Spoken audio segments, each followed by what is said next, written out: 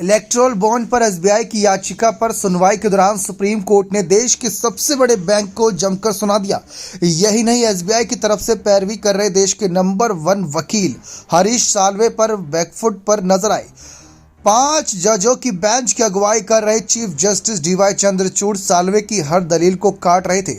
जी हां, साल्वे जैसे दिग्गज वकील अपने मुवक्किल एसबीआई को चुनावी बॉन्ड के बारे में डिटेल देने के लिए और मोहलत हासिल करने में असफल रहे। यही नहीं, जजों के सवाल जवाब के दौरान भी वो बैकफुट पर नजर आ रहे थे। उनकी दलीलों को चीफ जस्टिस से लेकर बेंच के कई जज लगातार काट रहे थे।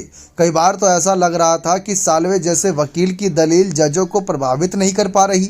सोशल मीडिया पर कई वीडियो में साल्वे अपनी दलीलों से बेंच को प्रभावित करते नहीं दिखे। Chief justice DY Chandrachud, justice Sanjiv Khanna, justice BR Gavai, justice JB Pardiwala और जस्टिस मनोज मिश्रा ने पूरे मामले की सुनवाई की। सुप्रीम कोर्ट ने एसबीआई को निर्देश जारी किया कि वे इलेक्टोरल बॉन्ड के खरीदार और राजनीतिक दलों के बारे में जानकारी चुनाव आयोग के सामने 12 मार्च तक पेश करें। कोर्ट ने चुनाव आयोग से कहा कि वे 15 मार्च तक इस बारे में डिटेल अपने वेबसाइट पर अपलोड करें। सुप्रीम कोर्ट के संवैधानिक बेंच ने कहा था कि एसबीआई को चुनावी बॉन्ड का ब्यौरा देना होगा। इस ब्यौरे में यह बताया जाए कि किस तारीख को यह बॉन्ड किसने खरीदा और कितने का खरीदा और किस तारीख को किसने कैश कराया और इसमें कितनी राशि थी। राजनीतिक पार्टियों द्वारा कैश कराए गए एक एक बॉन्ड को ब्यौरा एसबीआई मुहैया कराए। शीर्ष अदालत ने कहा था कि एसबीआई द्वारा जानकारी मुहैया कराए जाने के बाद 13 मार्च तक चुनाव आयोग को इस बारे में जानकारी अपनी वेबसाइट पर सार्वजनिक करनी होगी। एसबीआई की ओर से पेश सीनियर एडवोकेट हरीश साल्वे पेश हुए और कहा कि एसबीआई ने गोपनीयता बरतने के लिए एक एक बॉन्ड के बारे में मैचिंग का डाटा नहीं रखा है और उसे मिलान करने में 30 जून तक का वक्त लगेगा। डोनर का डिटेल जिसने उसे भुनाया, इसका डिटेल अलग अलग शीट में है। अदालत के आदेश के तहत इसे मिलान करने में वक्त लगेगा। सुप्रीम कोर्ट ने कहा कि हमारे आदेश के तहत एसबीआई को इस मिलान करने की जरूरत नहीं है, आप सीधे जानकारी दे दें। चीफ जस्टिस ने कहा कि चूंकि एक एक परचेजर का केवाईसी हो रखा है और बैंक के पास राजनीतिक पार्टियों का खाता और किस पार्टी ने कितना भुनाया है, इसका डिटेल है। कोर्ट ने कहा कि हमने जो आदेश दिया था उसमें मैचिंग यानी मिलान करने के लिए कहा था।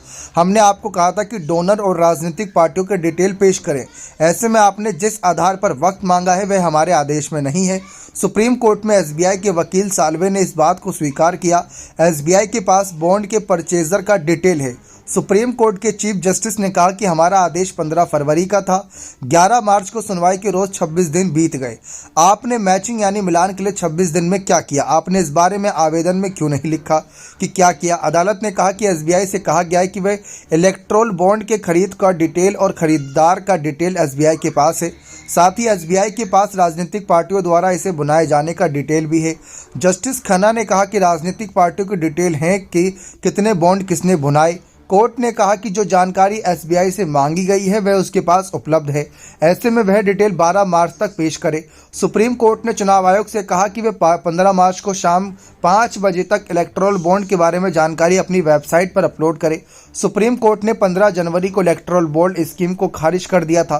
साथ ही इस दौरान सुप्रीम कोर्ट ने एसबीआई को निर्देश दिया था कि वे 6 साल से चल रही इस स्कीम के तहत डोनेशन देने वालों की नाम जानकारी चुनाव आयोग को 6 मार्च तक मुहैया कराए। शीर्ष अदालत ने कहा कि एसबीआई की उस अर्जी को खारिज की जाती है जिसमें उसने जानकारी देने के लिए 30 जून तक का वक्त मांगा था और एसबीआई को निर्देश दिया जाता है कि वह 12 मार्च 2024 तक सुप्रीम कोर्ट के आदेश के मुताबिक इलेक्टोरल बॉन्ड का डिटेल चुनाव आयोग के सामने पेश करें।